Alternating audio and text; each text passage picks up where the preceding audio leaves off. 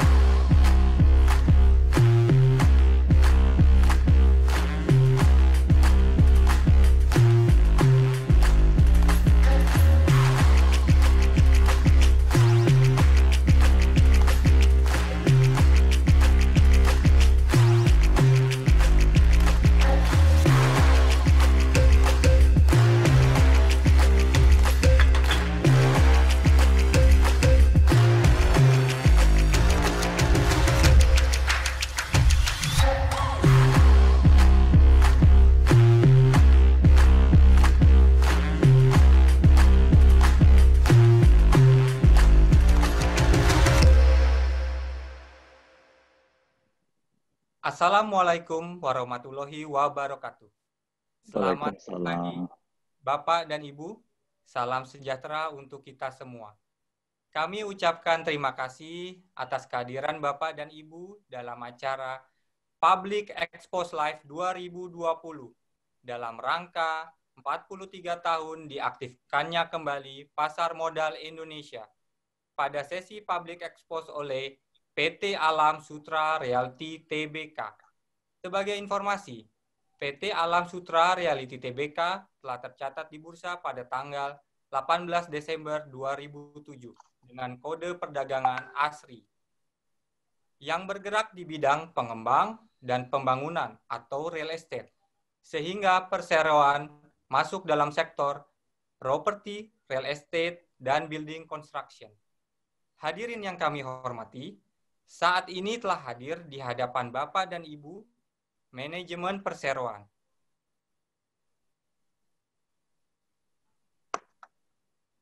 Yang pertama, Bapak Yosef Sanusi Chong selaku Direktur Utama. Halo Bapak. Ya, halo semuanya. Halo para investor, analis. Terima kasih atas kehadirannya. Baik Bapak. Yang kedua, Ibu Lilia Seti Prawarti Sukoco selaku Direktur. Selamat pagi, Ibu. Selamat pagi. Terima kasih atas waktunya. Selamat pagi para hadirin semua. Baik, Ibu. Yang ketiga, Bapak Tony Rudianto selaku Corporate Secretary. Halo, Bapak Tony. Halo, selamat pagi semuanya. Terima kasih atas kesempatannya. Yang keempat, Ibu Tasha Remisha selaku Investor Relation. Selamat pagi. Assalamualaikum warahmatullahi wabarakatuh. Waalaikumsalam warahmatullahi wabarakatuh. Baik, public expose ini akan dimoderatori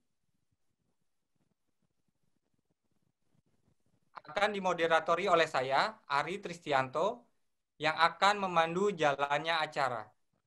Jika ada pertanyaan, kami persilahkan untuk disampaikan melalui fitur Q&A di kolom pertanyaan terlebih dahulu. Dan pertanyaan akan kami bacakan saat sesi tanya-jawab. Selain itu, kami juga informasikan kepada Bapak, Ibu sekalian, akan ada door prize dengan mengisi kuesioner yang tersedia di room chat di tengah sesi.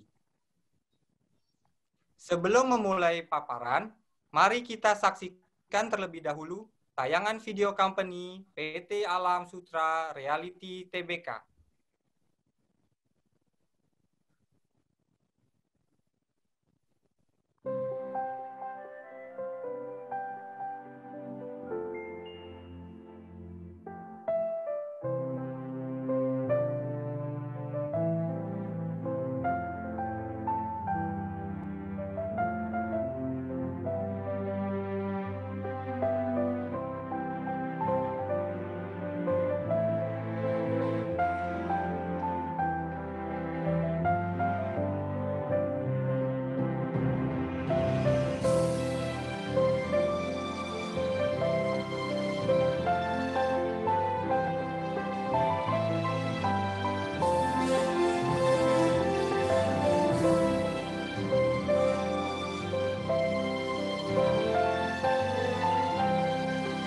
Sulawesi.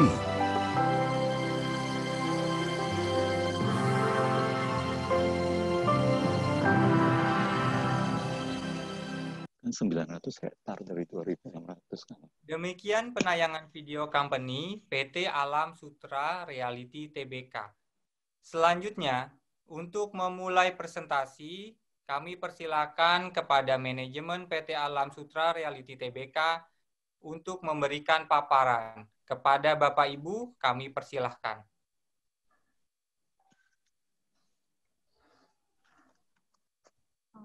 Terima kasih kepada Bapak Ari sebagai moderator.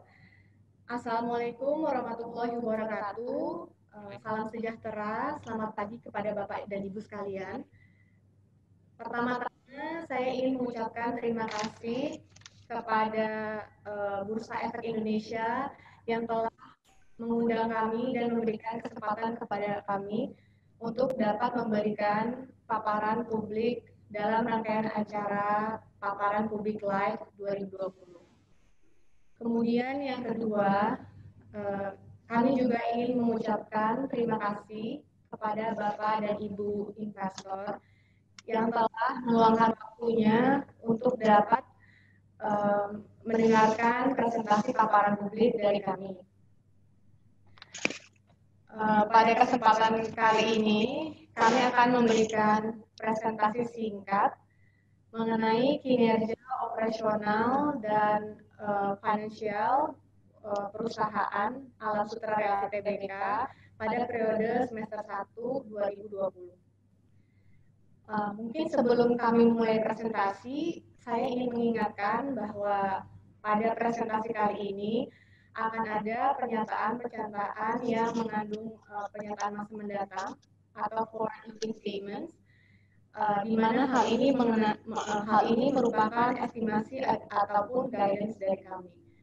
Untuk hasil actual atau realisasi dapat Bapak dan Ibu akses melalui disclosure kami pada corporate website, yaitu www.alamsutrareality.co.id ataupun melalui website IDX filing yang kami lakukan. Oke. Selanjutnya mungkin slide pertama mengenai peristiwa penting perusahaan.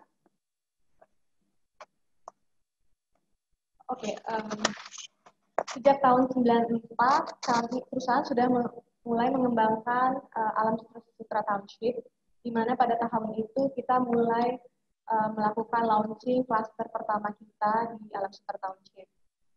Kami memulai pengembangan area residensial terlebih dahulu. Hal ini merupakan strategi dari kami, di mana kami mengundang orang atau masyarakat untuk tinggal, membeli properti kami untuk tinggal di Alam Sutra. Kemudian di fase berikutnya, kami melengkapi kawasan atau township ini dengan supporting facilities atau fasilitas pendukung seperti rumah sakit, sekolah, pasar, dan lain sebagainya. Hal ini yang kami sebut sebagai one stop living, di mana sebenarnya orang-orang atau masyarakat yang tinggal di Alam Sutra bisa mendapatkan yang mereka butuhkan dalam satu kawasan ini. Kemudian di tahun 2007 kami berhasil mencatatkan saham perdana kami pada Bursa Efek Indonesia dengan ticker ASRI. Kemudian di tahun 2009 kami akses tol langsung dari dan menuju Alam Sutra secara resmi dibuka. Hal ini secara langsung meningkatkan harga properti di Alam Sutra. Kemudian untuk tahun 2019 kami mulai membuka township kedua kami, yaitu bernama Swarna Sutra. Untuk lokasinya ini ada di sekitar 15 km dari Alam Sutra menuju barat. Kemudian untuk development license untuk Swarna Sutra kita punya sekitar 2.600 hektar. Jadi 3 kali lebih besar dari yang kita punya di Alam Sutra, yaitu sekitar 800 hektar. Kemudian perusahaan juga mulai mendiversifikasi produk-produknya dari yang awalnya kita menjual rumah, kemudian sekarang kita sudah dapat menawarkan berbagai macam produk dari perkantoran, apartemen, bisnis home atau ruko, dan lain sebagainya. Kemudian di tahun 2003 kita meluncurkan apartemen yang bernama Paddington Heights di Alam Sutra.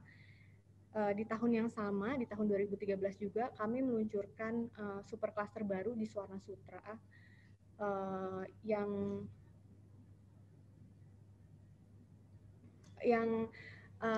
pada tahun 2013 marketing sales-nya mencapai hasil yang sangat baik, hampir 2 triliun. Ini menandakan bahwa proyek-proyek kami dapat dengan baik diserap oleh masyarakat.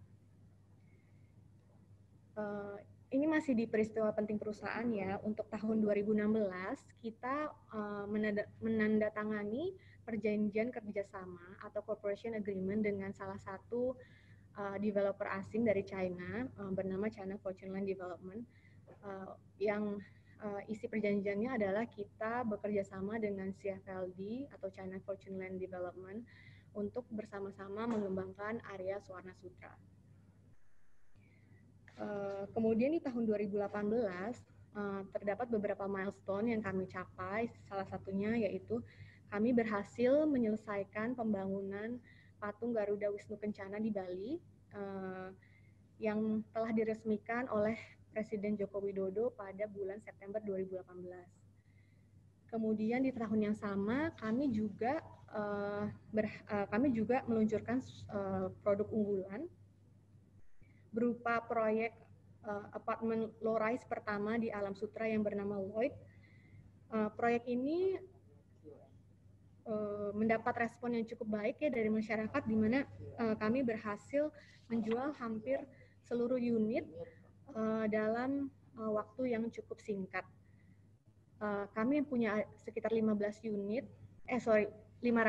dan terjual dalam waktu yang cukup singkat. Mungkin sedikit tentang Lloyd. Mungkin salah satu faktor yang membuat Lloyd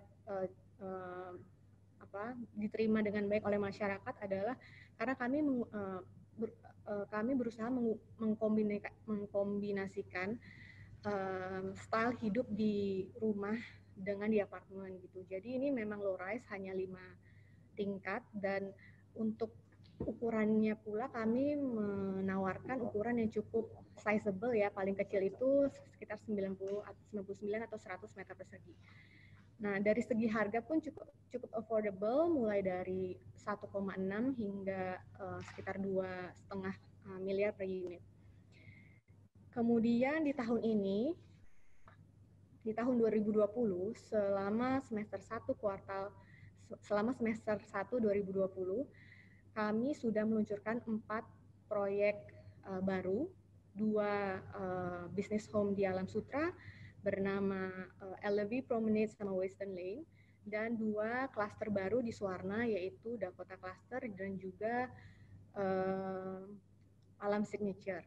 Untuk detail mengenai produk-produk yang telah kami luncurkan di first half tahun ini mungkin akan dijelaskan di slide berikutnya. Kemudian, oke Pak. Kemudian untuk ini, slide ini mengenai keunggulan kompetitif dari kami. Ada beberapa faktor, salah satunya adalah kami memiliki township yang sangat strategis ya, di mana township kami, Alam Sutera, langsung terintegrasi dengan jalan tol. Jadi selain lokasi, kami juga memiliki jumlah tanah yang memadai untuk dapat mendukung kami untuk terus meluncurkan produk-produk baru. Tanah yang memadai juga mendukung bisnis ekspansi kita di masa mendatang. Selain itu, kami juga memiliki diversifikasi produk dari rumah, kemudian apartemen, kemudian kita juga punya office, low-rise apartments, terus kita punya kita juga punya mall dan berbagai macam produk yang lain.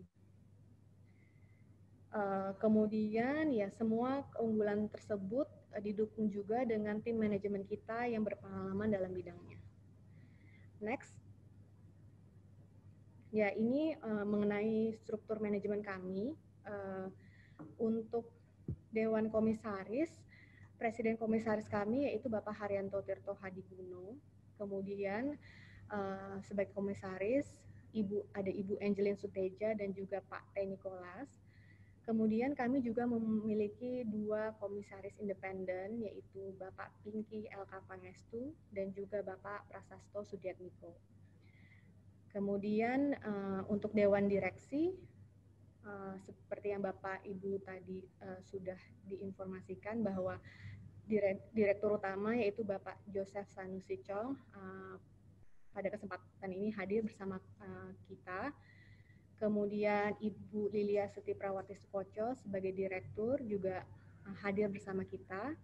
Kemudian kita punya 2 direktur yang lain yaitu Bapak Franky Ade. Kemudian kita juga mempunyai 1 direktur tidak terafiliasi yaitu Bapak Andrew Charles Walker. Next. Ya, untuk struktur perusahaan dan bisnis, Alam Sutera dimiliki oleh PT TFIE atau Tangerang Fajar Industrial Estate sebesar 25,72%. Kemudian dimiliki PT Manunggal Prime Development sebesar 20,12%. Kemudian dimiliki publik sebesar 50,16%. Struktur kepemilikan saham ini adalah per 31 Desember 2019. Next, Pak. Ya, untuk slide ini adalah tentang ikhtisar portfolio kami. Jadi hampir 90% properti kami itu berlokasi di Tangerang ya, terutama di Alam Sutera dan di Suwarna Sutera. Tapi kami punya beberapa proyek lain yang berlokasi di Jakarta, yaitu kami punya gedung perkantoran bernama The Tower, itu ada di Jalan Gatot Subroto. Kemudian kami juga mempunyai GWK, ini di Bali ya, sebuah culture park.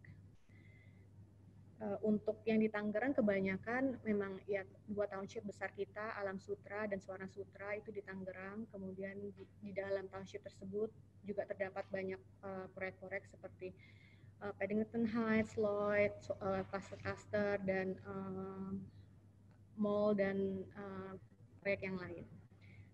Mungkin bisa next. Ya, ini mengenai lokasi township ya. Tadi saya sudah sempat mention sedikit bahwa dari segi lokasi Alam Sutera dan Suara Sutera itu sangat lokasinya sangat strategis. Kami memiliki akses tol langsung ya dari dan menuju Alam Sutera, dari dan menuju Alam Sutera ke Jakarta. Kemudian untuk kalau bisa dilihat di peta tersebut ya, ini saat ini kan sedang ada pembangunan untuk tol Kunciran Serpong dan tol Kunciran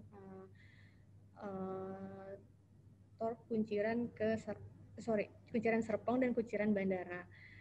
Untuk Kunciran Serpong, tolnya telah diresmikan dan sekarang sudah beroperasi pada mulai Desember tahun lalu, Desember 2019.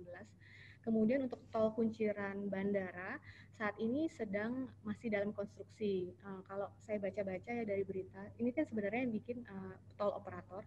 Kalau saya baca-baca dari berita itu, ekspektasi akan selesai untuk Kunciran Bandara itu sekitar akhir tahun 2020. Jadi dengan banyaknya akses tol itu memberikan dampak positif terhadap aksesibilitas dari dua township besar kami. Next,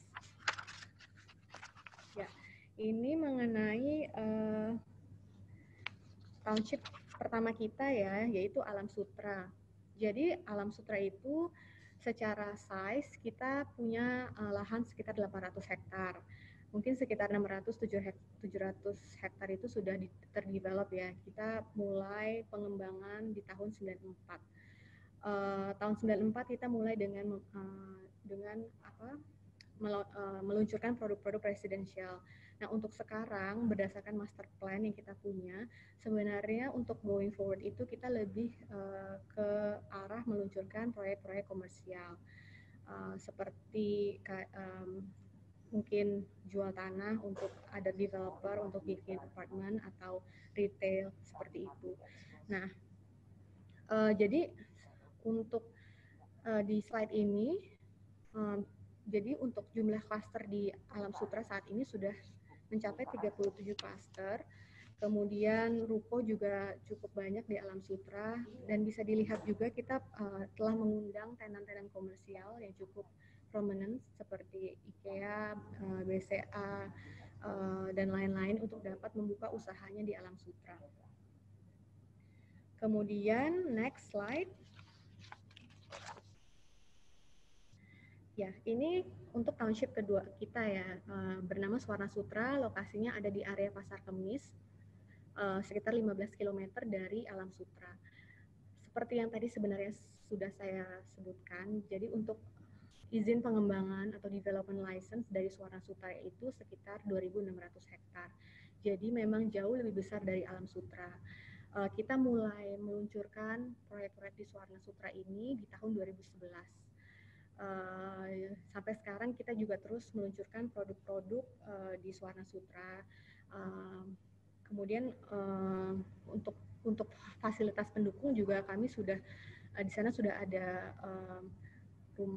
sudah ada sekolah Santa Laurencia, kemudian sudah ada beberapa ruko, teras 8, teras 9. Kemudian kami juga beberapa tahun lalu sudah meluncurkan pasar wet market, jadi rencananya akhir tahun ini akan dibuka. Jadi fasilitas-fasilitas pendukung ini yang akan menambah occupancy dari Suara Sutera saat ini.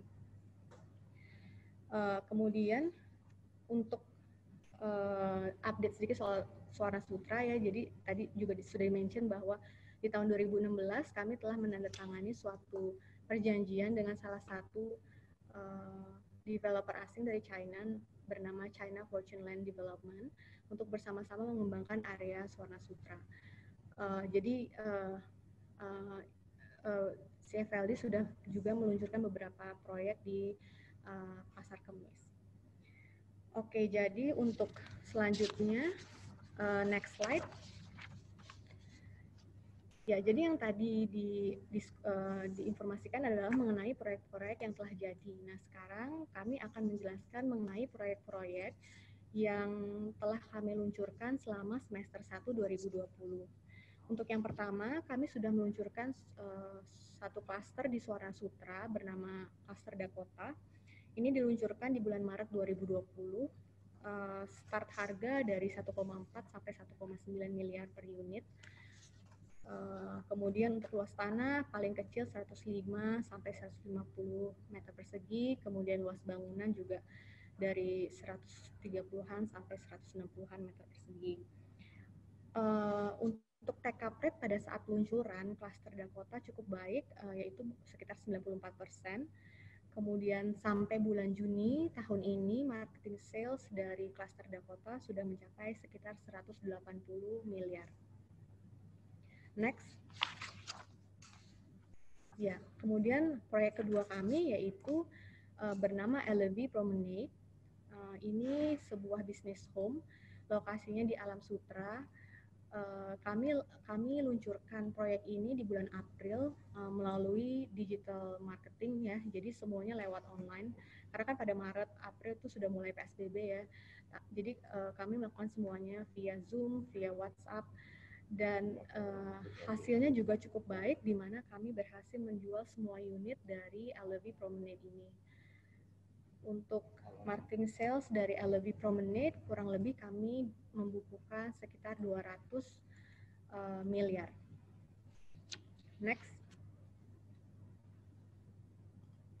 Ya, kemudian proyek yang ketiga yang juga kami luncurkan di semester 1 2020 adalah bisnis home, juga berlokasi di Alam Sutra. Ini kita namakan Western Lane. Untuk harga kita mulai dari 8 sampai 10 miliar. Kemudian untuk Western Lane ini juga mendapatkan hasil yang cukup baik ya, di mana kami berhasil menjual semua unit. Kemudian marketing sales yang dibukukan dari Western Lane itu sekitar 190 miliar. Kemudian untuk proyek terakhir yang kita luncurkan berikut di semester ini, next Pak. Ini bernama Klaster Alam Signature. Ini lokasinya ada di Suara Sutra. Kemudian untuk harga dari 1,4 sampai 2,5 miliar. Kemudian per Juni 2020, marketing sales dari Alam Signature sudah mencapai sekitar 77 miliar. Ya, kemudian proyek-proyek tadi adalah proyek yang telah kami luncurkan di semester 1 2020. Next slide. Ya, slide ini menjelaskan tentang pencapaian marketing sales kami. Ada 3 tahun terakhir sama di first half 2020. Jadi untuk pencapaian marketing sales kami di first half 2020 sudah mencapai 1,4 triliun dengan breakdown penjualan rumah sekitar 572 M, kemudian tanah komersial sekitar 700 M, kemudian apartemen sekitar 200 dan gedung perkantoran sekitar 4 M. Mungkin mohon maaf Bu Tasya, ya, waktu Pak? tinggal sekitar kurang lebih 4 menit lagi. Oh, oke, Pak, baik. Iya, jadi ini pencapaian target kami. Kemudian di bagian slide sebelah kanan itu ada pencapaian capex. Jadi saat ini kami sudah tidak secara agresif lagi membeli tanah karena land bank kami sudah cukup banyak dapat sustain operasional kami mungkin 30 tahun mendatang. Jadi kita untuk capex tanah kita buat seminim mungkin. Next slide. Ya, ini mengenai rincian penjualan. Jadi di breakdown berdasarkan Alam Sutra, berdasarkan lokasi dan juga berdasarkan produk. Untuk lokasi mungkin hampir sama ya, 50-50 Alam Sutra, Suara Sutra. Kemudian untuk berdasarkan produk sekitar 54% dari proyek komersial karena kita tadi berhasil meluncurkan 2 proyek komersial, Western Lane sama LV Promenade. Kemudian di bagian bawah itu ada breakdown profil pembayar, profil customer, cara bayar dari para customer, yang untuk konsolidasi itu masih di 56% membayar melalui KPR. Next slide, ini tentang recurring. kita mungkin lihat angka first half 2020 compare to first half 2019. Kita melihat penurunan yang cukup signifikan ini mainly karena pandemi, karena beberapa property investment kami harus tutup karena COVID-19. Oke, kemudian ini 2 slide terakhir ya, Bapak Ibu, mengenai ikhtisar keuangan kami. Untuk slide pertama itu laporan laba rugi. Dari sisi pendapatan, kami mengalami penurunan yang cukup hampir 28%. Hal ini terjadi karena terjadinya perlambatan pengakuan karena adanya pandemi. Tapi kalau Bapak dan Ibu lihat secara Q&Q, terdapat pertumbuhan yang cukup signifikan dari segmen revenue tanah komersial maupun dari gedung perkantoran. Untuk beban pokok, penjualan, kemudian item lain juga ada mengalami penurunan, tapi kami berhasil meningkatkan angka EBITDA sebesar 11%. Kemudian next slide mungkin untuk sebentar saja dari update mengenai balance sheet. Untuk balance sheet kita masih bisa maintain cash level kita sekitar 880 miliar.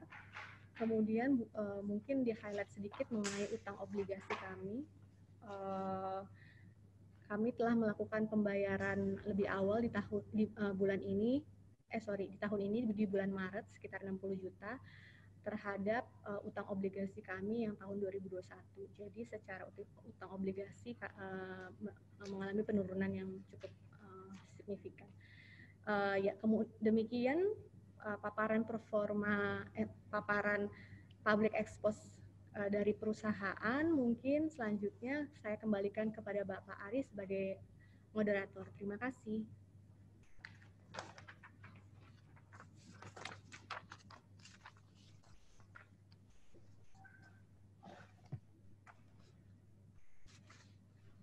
Baik, Bapak dan Ibu, tibalah kita pada sesi tanya jawab. Kami berikan waktu kurang lebih 15 menit untuk sesi ini. Sudah banyak pertanyaan yang masuk melalui fitur Q&A dan kami telah memilih beberapa pertanyaan dari Bapak dan Ibu. Pertanyaan pertama dari Ibu Felicia Barus. Bagaimana hasil launching produk Winona dan Elif? Apakah rencana launching Alam Sutra selanjutnya? Mungkin bisa dijawab satu persatu, Bapak, pertanyaannya. Baik, terima kasih atas pertanyaannya, Ibu. Pada saat ini saya mencoba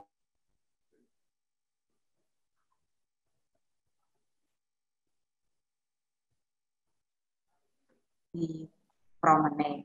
Itu dilaksanakan pada bulan April lalu dan telah sukses membukukan semuanya dengan sold out untuk 41 unit dengan nilai 200 miliar kurang lebih. Kemudian Winona kami telah melaksanakan soft launching dan hingga hari ini pada bulan Agustus ini ya, pada saat ini kita telah membukukan 136 miliar dan launching rencananya akan dilaksanakan pada akhir tahun ini. Kemudian untuk second half of this year, kami merencanakan akan menjual LV yang akan ada soft launching tanggal 29 Agustus ini. Jadi ini untuk LV Penthouse and Residences. Kemudian juga ada cluster Catriona yang lokasinya di Suwarna Sutra. Jadi kami mengharapkan second half ini kita bisa membukukan another 700 miliar. Demikian Ibu, semoga bisa menjawab pertanyaan Ibu. Terima kasih Ibu Lilia. Terima kasih Ibu Lilia atas jawabannya. Mungkin kita lanjut ke pertanyaan kedua. Dari Bapak Erwin Atmaja menyampaikan pertanyaan bahwa hutang obligasi dari ASRI adalah sangat besar, 6,8 triliun, dan sebagian dalam USD. Apa rencana perusahaan untuk mengurangi hutang-hutang tersebut? Jika obligasi tersebut jatuh tempo, bagaimana rencana perusahaan untuk membayarkan? Apakah akan menerbitkan obligasi baru? Silakan ditanggapi Bapak dan Ibu. Terima kasih. Terima kasih atas pertanyaan Pak Erwin.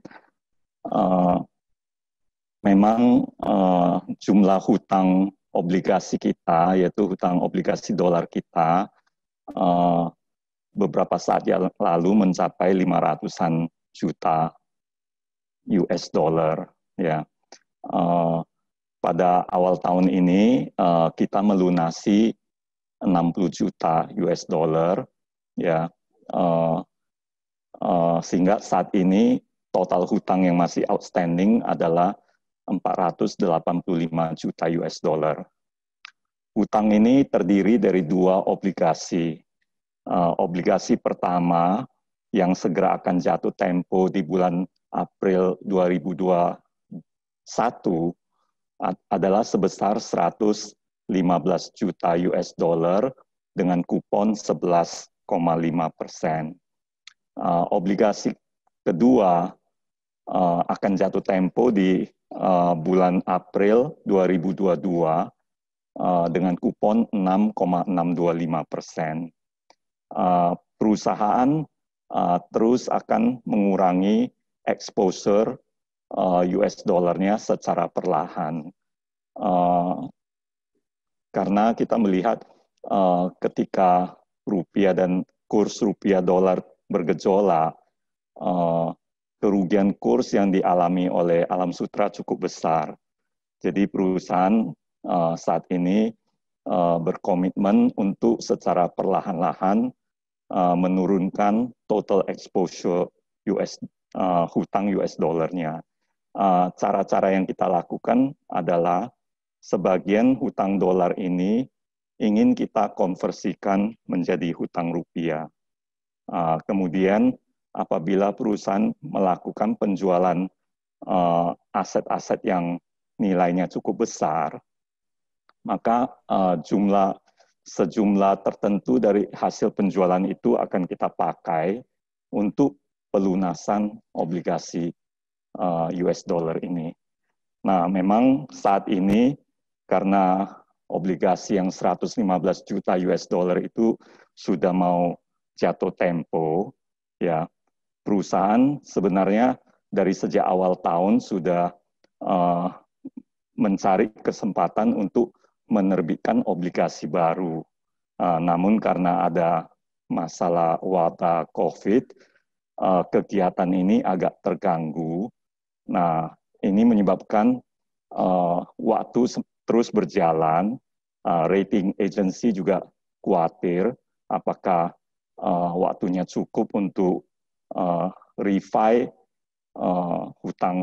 hutang obligasi kita.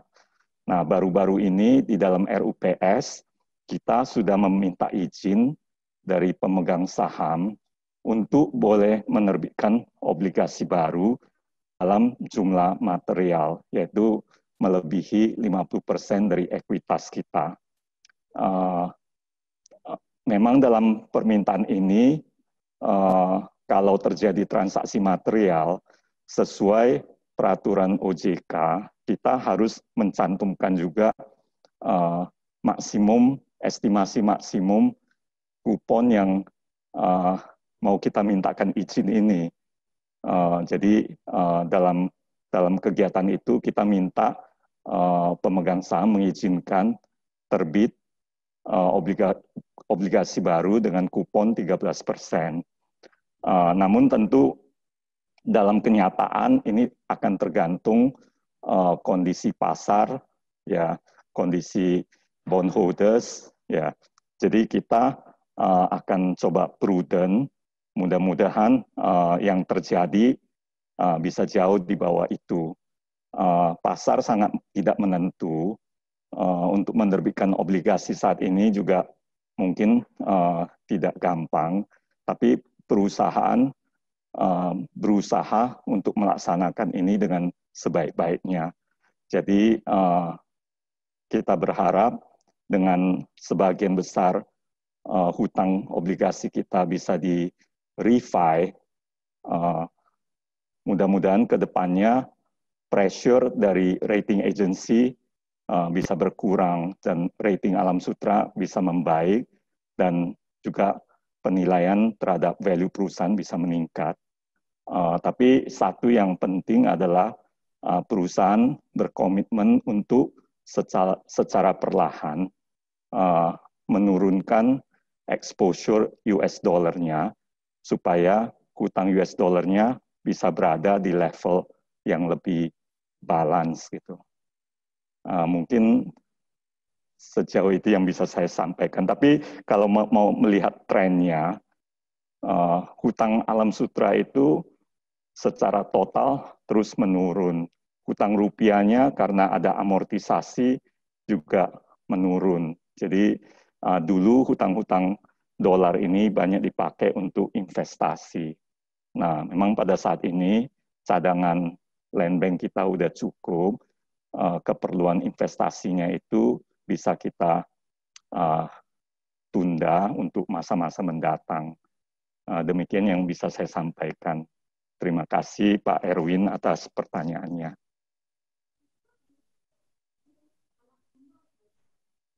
Terima kasih Pak Yosef atas jawabannya.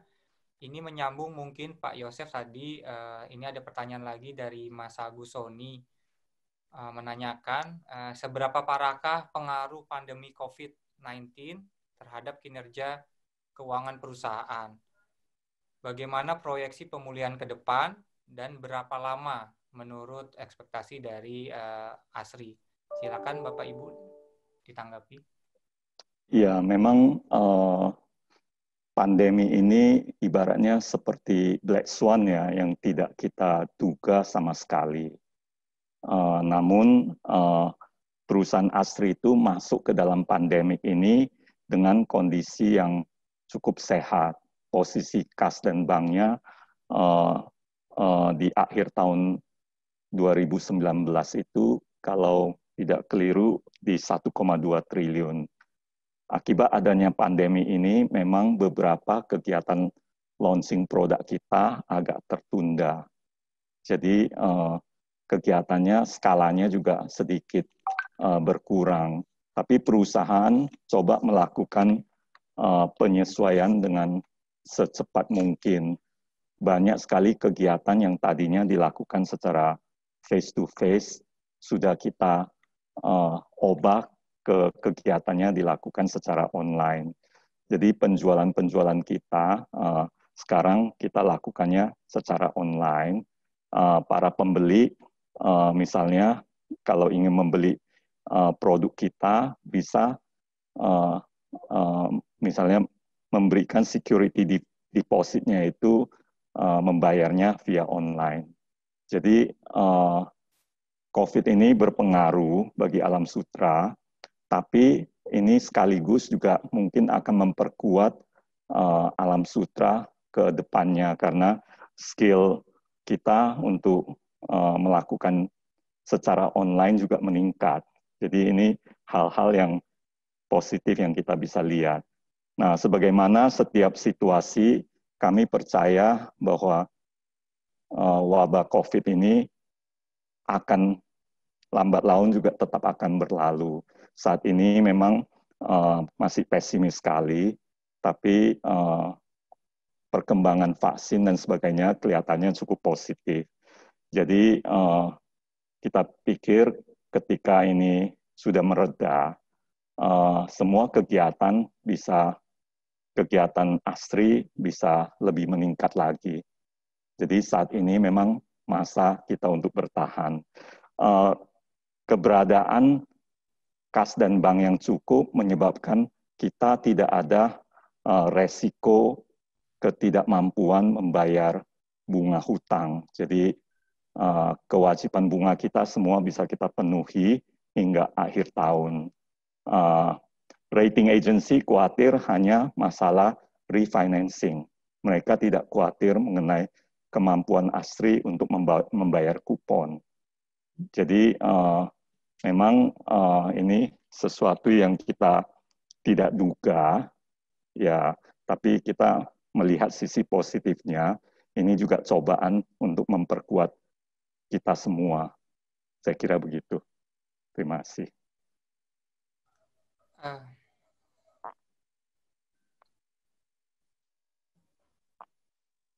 Baik, terima kasih atas jawabannya Pak Yosef. Mungkin satu pertanyaan lagi Pak.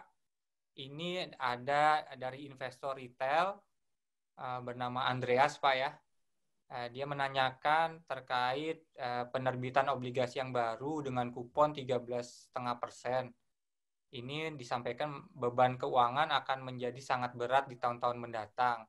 Apakah ASRI tidak bisa menerbitkan obligasi dengan kupon yang lebih rendah, Pak? Gitu. Dan yang kedua, pertanyaan yang sama, berapa persen development dari Suwarna Sutra dan berapa persen yang sudah laku? Yang ketiga, kapan proyeksi balik modal dari kawasan GWK, Pak? Ini pertanyaan terakhir, silakan ditanggapi. Mungkin saya address yang pertama ya. Sebenarnya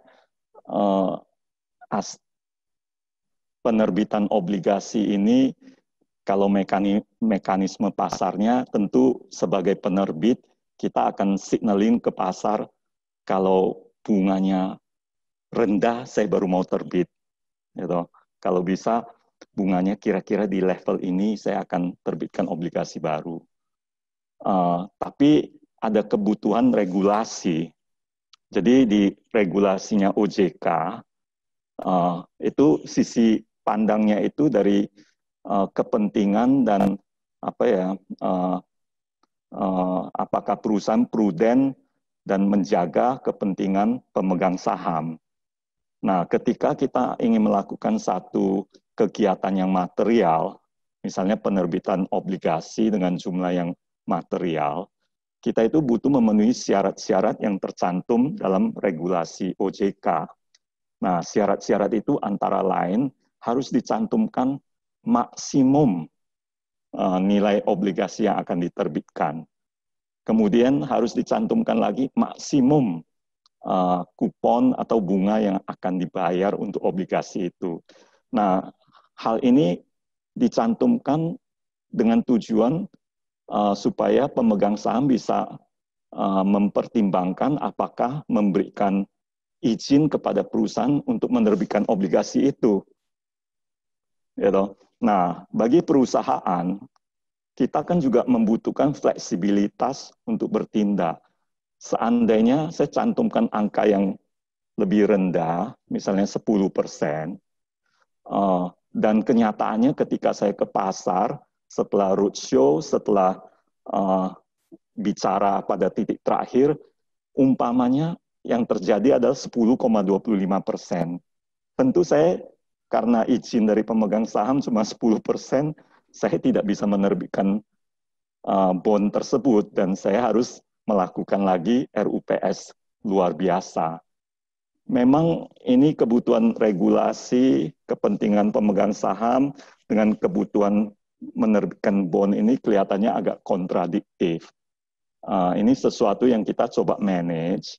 Jadi angka 13% yang kita beberapa waktu yang lalu ada keterbukaan informasi yang kita sampaikan tersebut, ini adalah dalam rangka kita meminta approval atau otorisasi dari pemegang saham agar mengizinkan perusahaan melakukan corporate action ini dengan skala yang material. Nah, kita membutuhkan fleksibilitas itu dan kita taksir tingkat suku bunganya mungkin tidak lebih dari 13%. Nah, tapi perusahaan tentu pada saat akan melaksanakan ini di titik terakhir akan secara prudent menentukan strateginya. Apabila approval atau otorisasi dari pemegang saham ini tidak kita gunakan, ya dalam 12 bulan otorisasi ini tentu akan menjadi hangus, ya. Kalau kita akan melakukan lagi, harus ada RUPS luar biasa yang baru. Jadi ini kita coba manage, ada perbedaan kepentingan dan regulasi dengan mekanisme penerbitan global bond di pasar gitu. Kita akan coba prudent untuk mencapai hasil yang terbaik kali ini. Mungkin itu untuk masalah obligasi. Tadi ada satu pertanyaan, Swarna Sutra yang sudah develop berapa?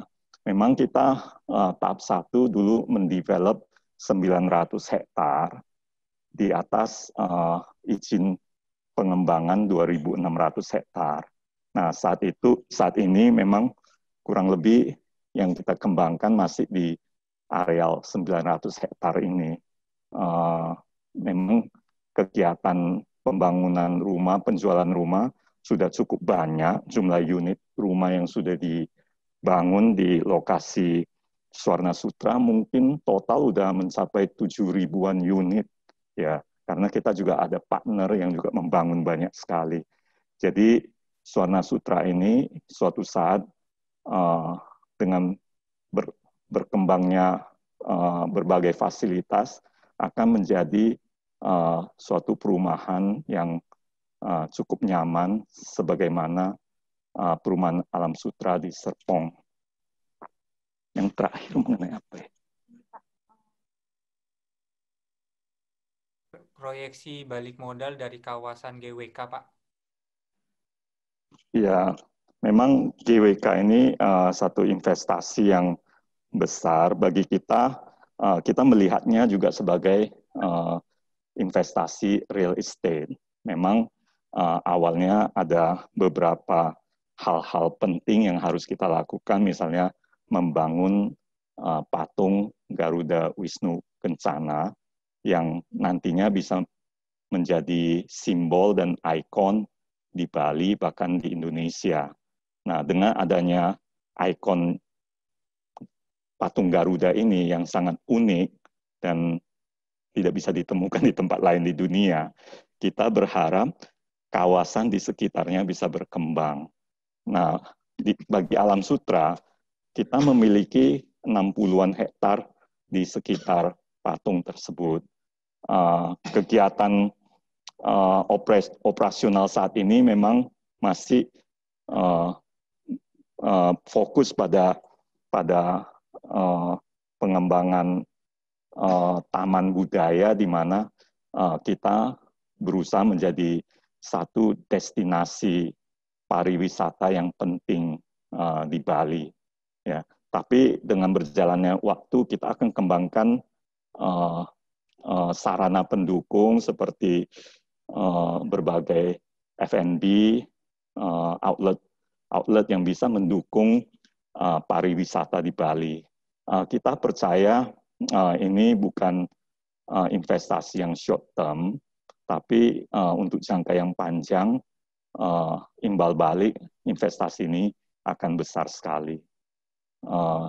Saat ini ya ada COVID, mungkin kegiatan agak terganggu, tapi COVID pasti akan berlalu dan pariwisata akan menjadi ujung tombak lagi bagi Bali dan bagi Indonesia. Baik, mungkin Pak. Demikian yang bisa saya sampaikan. Ya, Pak. Ya, sangat bagus, Pak, jawabannya. Terima kasih untuk Pak Yosef. Hadirin yang kami hormati, masih cukup banyak pertanyaan yang disampaikan oleh hadirin. Tercatat sampai 50-an lebih pertanyaan, namun karena waktu kita cukupkan untuk tanya jawab.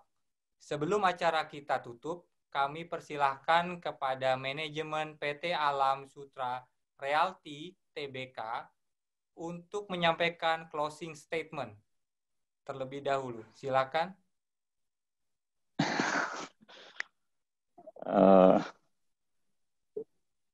Ya, Bapak Ibu sekalian, memang saat ini kita semua dalam kondisi PSBB,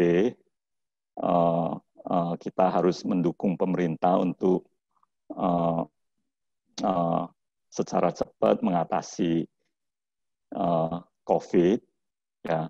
Tapi kami percaya COVID pasti akan berlalu, dan Bursa Efek Indonesia saat ini semakin terbuka, informasi yang tersedia bagi para investor juga semakin banyak, perusahaan yang IPO di Bursa Efek juga semakin banyak. Kita berharap ekosistem ini bisa terus berkembang, semakin kondusif, sehingga IDX bisa menjadi tempat investasi yang baik bagi para investor, bagi Bapak Ibu sekalian. Kami sebagai salah satu perusahaan publik berkomitmen untuk selalu menyampaikan informasi-informasi penting ke bursa, sehingga para investor bisa menilai perusahaan secara lebih tepat. Kami berharap IDX terus maju. Demikian yang bisa kami sampaikan. Terima kasih. Terima kasih Bapak Yosef. Hadirin yang kami hormati, usai sudah paparan publik yang disampaikan oleh PT Alam Sutra Realty Tbk. Mari kita beri aplaus untuk para penyaji. Terima kasih Bapak Ibu. Terima kasih. Terima kasih. Terima kasih. Atas nama penyelenggara, kami memohon maaf jika ada hal yang kurang berkenan sepanjang acara Public Expose kali ini. Kami sampaikan terima kasih kepada Bapak dan Ibu Manajemen PT Alam Sutra Realty Tbk dan juga seluruh hadirin yang telah hadir. Sampai jumpa pada acara Public Expose Live yang akan datang. Maju terus pasar modal Indonesia. Sampai jumpa.